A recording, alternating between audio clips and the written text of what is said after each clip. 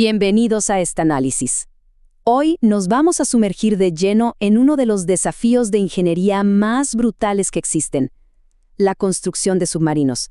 Y es que no podemos ver la presión del océano simplemente como un obstáculo más en el camino, no. Aquí el océano es el antagonista estructural definitivo.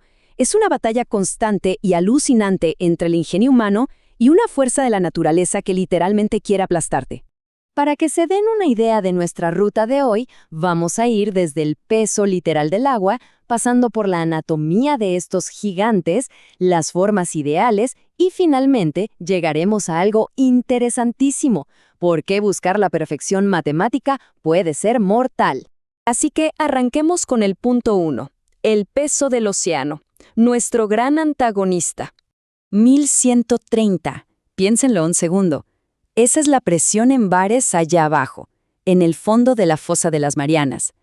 Para ponerlo en perspectiva humana, es como tener más de 1 tonelada de peso aplastando cada maldito centímetro cuadrado del casco, todo el tiempo y desde todos los ángulos. Es un entorno que simplemente no perdona el más mínimo error. Y miren este gráfico, porque ilustra perfectamente por qué dominar este entorno es vital. A veces se nos olvida, pero un enorme 80% de la superficie del océano esconde profundidades que superan los 2.700 metros. Si realmente queremos movernos con libertad por nuestro propio planeta, primero hay que aprender a sobrevivir a esa presión aplastante. Ahora, hay algo fascinante que pasa a medida que vamos bajando. Las diferencias drásticas de temperatura, lo que conocemos como termoclina, y los cambios en la densidad del agua logran algo increíble.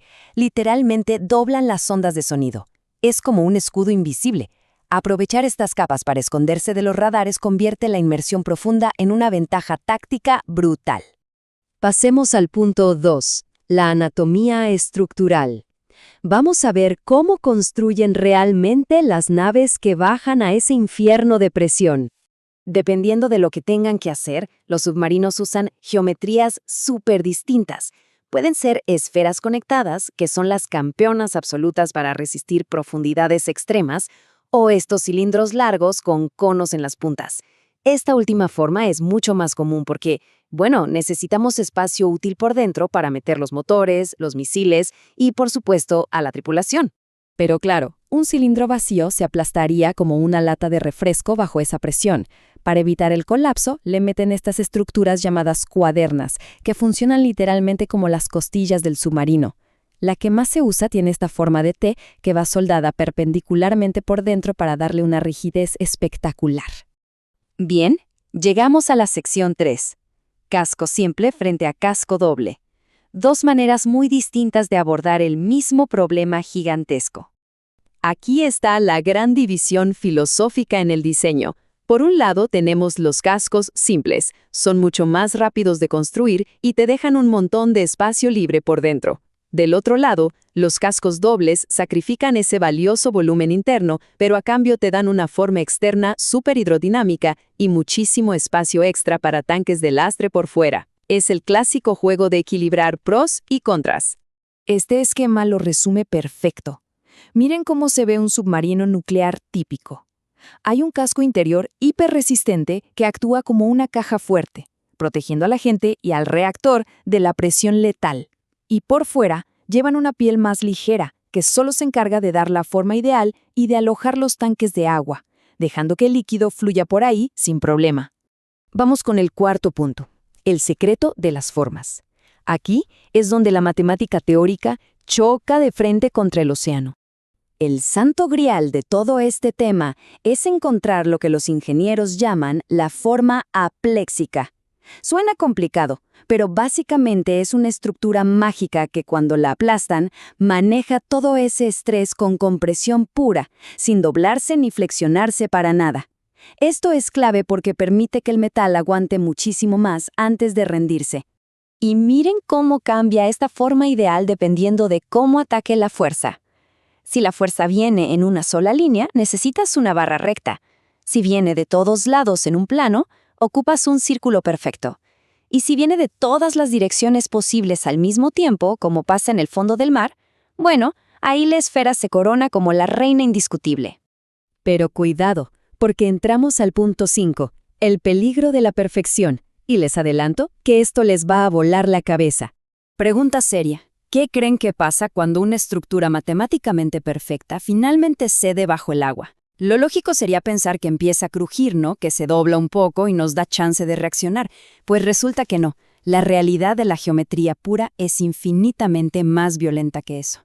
Fíjense en ese punto, el punto de bifurcación marcado con una I.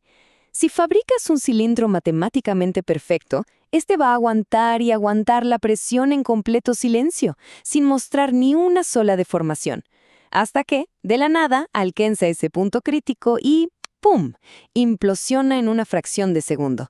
Cero crujidos, cero advertencias. Literalmente, buscar la perfección es cavar tu propia tumba. Así que llegamos a esta paradoja espectacular. Las imperfecciones son nuestras mejores aliadas. Esos minúsculos y diminutos errores de fabricación obligan a que el casco empiece a deformarse y a quejarse poco a poco a presiones mucho más bajas. Y gracias a esos crujidos y abolladuras, la tripulación tiene la advertencia crucial que necesita para salir de ahí antes de que todo estalle.